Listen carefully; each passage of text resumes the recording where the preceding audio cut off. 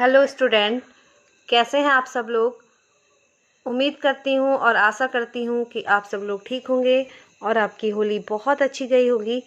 बच्चों, आज मैं आपको यहाँ पर समझाने जा रही हूँ कक्षा 10 हिंदी की जो पूरक पुस्तक है कृतिका, उसका जो चैप्टर है साना साना हाथ जोड़ी मधुकांकरिया द्वारा जो लिखित है उसका थर्ड पार्ट। देखिए बेटा, फर्स्ट पार्ट सेकंड पार्ट मैंने अपलोड कर दिया है, आप लोग उसको ज़रूर देखिएगा। ये मैं थर्ड पार्ट अपलोड कर रही हूँ क्वेश्चन नंबर 10 से। ये चैप्टर जो है इसके क्वेश्चन आंसर्स लेंदी हैं, बहुत ज़्यादा क्वेश्चन आंसर्स है, इसलिए इनको 3 भागों में मैंने विभाजित किया है। तो बच्चों, क्वेश्चन आंसर शुरू करने से पहले मैं एक रिक्वेस्ट करना चाहूँगी कि प्लीज़ आप मेरे चैनल को लाइक करें, शेयर करें और सब्सक्राइब जरूर करें बच्चों, ताकि मेरी आने वाली वीडियोस आपको मिल सके सबसे पहले और इसका आप लाभ ले सको और अपनी परीक्षा में अच्छे से अंक लाकर आप अपनी परसेंटेज को बढ़ा सको, अपने माता पिता और अपने विद्यालय का नाम रोशन कर सको। यही मेरी जो है कामना है। ठीक है, आप देश का भविष्य हो और देश का भविष्य उज्जवल हो, इसीलिए आप सबके लिए हम यहाँ पर लाते हैं हर तरह की जो आपको सुविधाएं देना चाहते हैं, हर तरह की प्रॉब्लम से आपको बाहर लाना चाहते हैं।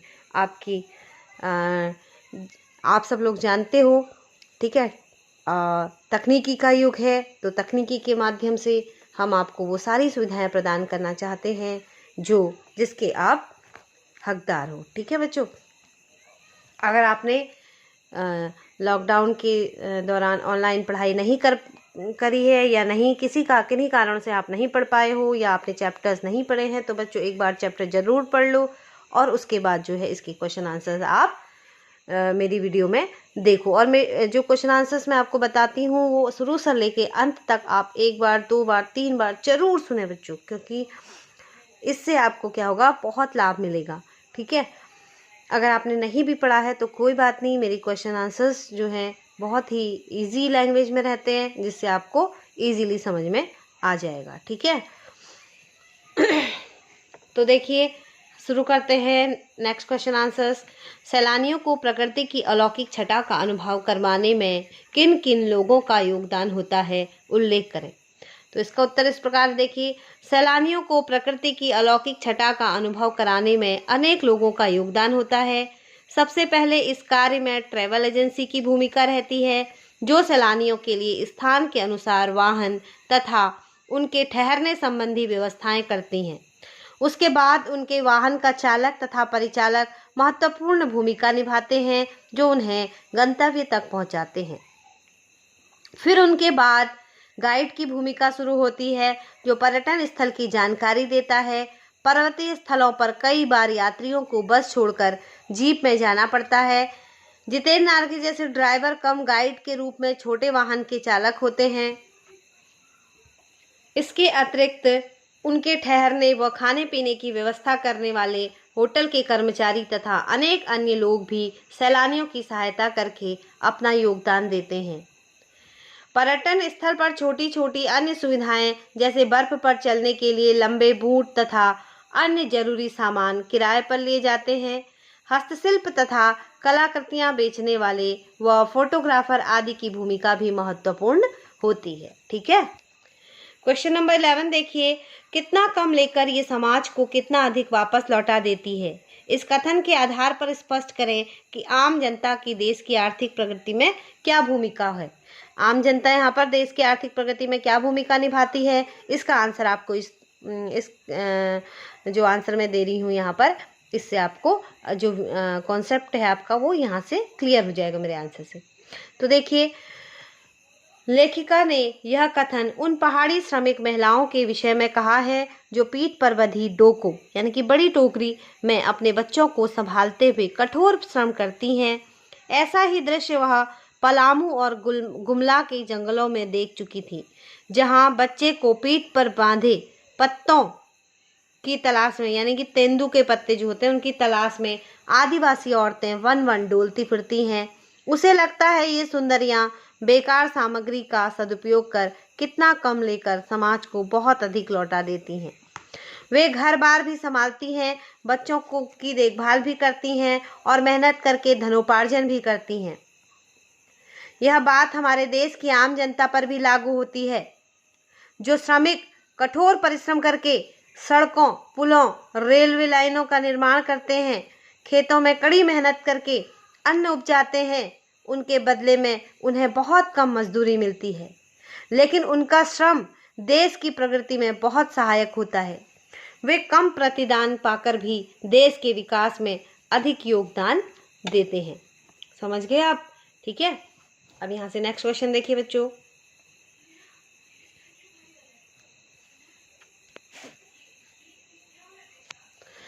आज की पीढ़ी द्वारा प्रकृति के साथ किस तरह का खिलवाड़ किया जा रहा है, इसे रोकने में आपकी क्या भूमिका होनी चाहिए? तो इसका आंसर देखिए इस प्रकार है। आज की पीढ़ी स्वार्थपरक हो गई है। वह प्रकृति के साथ अनेक प्रकार से खिलवाड़ कर रही है। मनुष्य अपने लाभ के लिए वृक्षों की अंधाधुंध कटाई कर रहा है, जिससे वन समाप्त हो रहे हैं। वनों की समाप्ति के कारण जीव जंतु भी समाप्त हो रहे हैं। कुछ पशु पक्षियों की प्रजातियां तो विलुप्त भी हो चुकी हैं। मनुष्य द्वारा नदियों के जल को दूषित करने एवं पानी का गलत प्रयोग करने से कई स्थानों पर पानी की कमी तथा जल जीवों की संख्या में ह्रास हो रहा है। दिनों दिन पेयजल संकट भी गहराता जा रहा है। मनुष्य पहाड़ों को पर्यटन स्थल बनाकर वहां पर प्रदूषण फैला रहा है, जिससे प्राकृतिक प्रक्रियाएं जैसे बर्फ का गिरना कम होता जा रहा है। स्थान स्थान पर पहाड़ों के जल झरनों को एकत्रित करके पर्यटन स्थल बना दिए गए हैं। इन सभी कारणों से प्रदूषण में वृद्धि हुई है। इसे रोकने के लिए गंभीर उपाय करने आवश्यक हैं, जैसे प्रत्येक व्यक्ति पेड़ लगाए और बच्चे की तरह उसकी देखभाल करे। प्रकृति की रक्षा हेतु तो आवश्यक है कि हम नदियों में कूड़ा करकट न डालें, अधिक पर्यटक स्थल न बनाएं, सतत विकास की अवधारणा का अनुपालन करते हुए प्राकृतिक संसाधनों का सदुपयोग करें या उपयोग करें। ठीक है, ये जो क्वेश्चन हैं बच्चों साना हाथ जोड़ी के, ये बहुत ही उपयोगी हैं आपके लिए, बहुत ही इम्पोर्टेंट हैं। जब आपकी कोई करंट अफेयर्स या फिर इस तरह से कोई लेख लिखने को आता है, तो उसके लिए भी ये जो इसकी क्वेश्चन आंसर्स हैं ये बहुत ही ज़्यादा मायने रखते हैं। नेक्स्ट क्वेश्चन देखिए। प्रदूषण के कारण स्नोफॉल में कमी का जिक्र किया गया है। प्रदूषण के और कौन कौन से दुष्परिणाम सामने आए हैं, लिखिए। तो देखिए, प्रदूषण के कारण न सिर्फ स्नोफॉल कम हो गया है, बल्कि वातावरण में और भी अनेक प्रतिकूल परिवर्तन आ रहे हैं। इससे नदियों का जल प्रदूषित हो रहा है और जल प्रवाह की मात्रा कम हो रही है। भूमिगत जल का स्तर गिरता जा रहा है, जिसके फलस्वरूप पीने योग्य पानी की कमी सामने आ रही है। प्रदूषण के कारण वायु प्रदूषित हो रही है, जिससे मनुष्य अस्थमा, कैंसर तथा उच्च रक्तचाप जैसे अनेक रोगों से ग्रस्त हो रहा है। ध्वनि प्रदूषण से शांति भंग होती है। इससे बहरापन, अनिद्रा एवं मानसिक अस्थिरता जैसी अनेक बीमारियां होने लगती हैं। प्रदूषण के कारण मनुष्य खुशहाल तथा निरोगी जीवन से दूर हो गया है। मनुष्यों, पशु पक्षियों एवं वनस्पतियों को स्वस्थ व जीवित रहने के लिए हमारे पर्यावरण का स्वच्छ रहना अति आवश्यक है। वनों की कटाई तथा नदियों में अपशिष्ट पदार्थों को बहने से रोककर कारखानों की चिमनियों तथा वाहनों से निकलने वाले धुएं का शोधन व उसकी मात्रा को कम कर तथा वृक्षारोपण को बढ़ावा देकर प्रदूषण की रोकथाम की जा सकती है। ठीक है, नेक्स्ट क्वेश्चन देखिए। कटाव में किसी भी दुकान का न होना उसके लिए वरदान है। इस कथन के पक्ष में अपनी राय व्यक्त कीजिए। ऐसा क्यों कहा है कि कटाव जो जगह है वहाँ पर कोई भी दुकान नहीं है जो उस जगह के लिए वरदान साबित हो जाएगी? तो उसका आंसर देखिए। कटाव सिक्किम की एक खूबसूरत किंतु अनजान सी जगह है, जहाँ प्रकृति अपने पूर्ण वैभव के साथ दिखाई देती है। यहाँ पर लेखिका को बर्फ का आनंद लेने के लिए घुटनों तक के लंबे बूटों की आवश्यकता अनुभव हुई, तो उसने देखा कि वहाँ ऐसी चीजें किराए पर उपलब्ध कराने वाली एक भी दुकान न थी। तब लेखिका ने सोचा कि कटाव में किसी दुकान का न होना भी वहाँ के लिए वरदान है, क्योंकि अभी तक यह पर्यटन स्थल नहीं बना है। यदि दुकानों की कतार लग गई तो कटाव का नैसर्गिक सौंदर्य नष्ट हो जाएगा, आबादी बढ़ेगी और पर्यटकों की भीड़ जमा होकर गंदगी तथा प्रदूषण फैलाएगी। लेखिका को केवल यही स्थान मिला जहां पर वह स्नोफॉल देख पाई, क्योंकि वहां प्रदूषण नहीं था।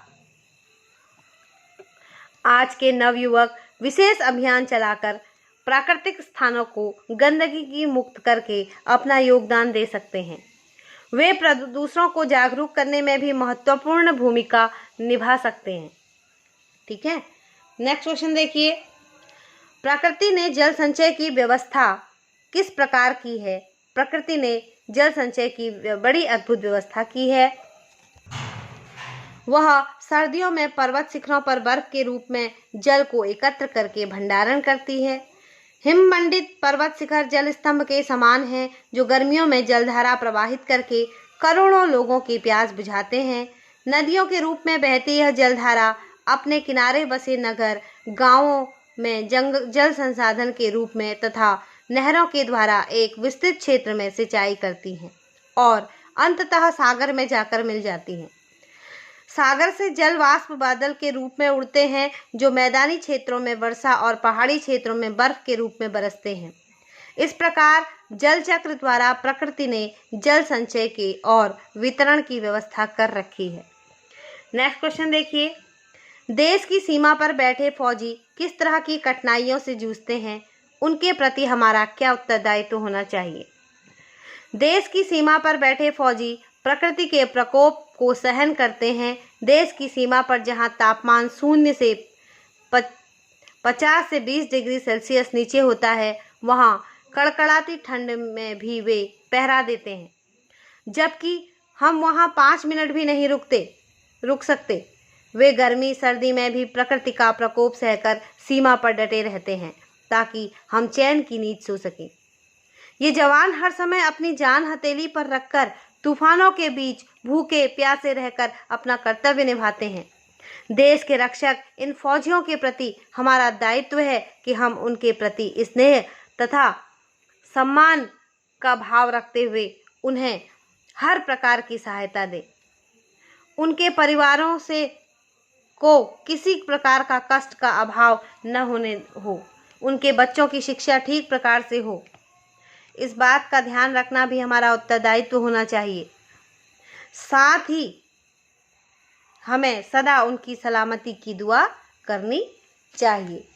ठीक है बच्चों, तो ये था हमारा जो अंतिम 10 से लेकर 16 तक के प्रश्न उत्तर।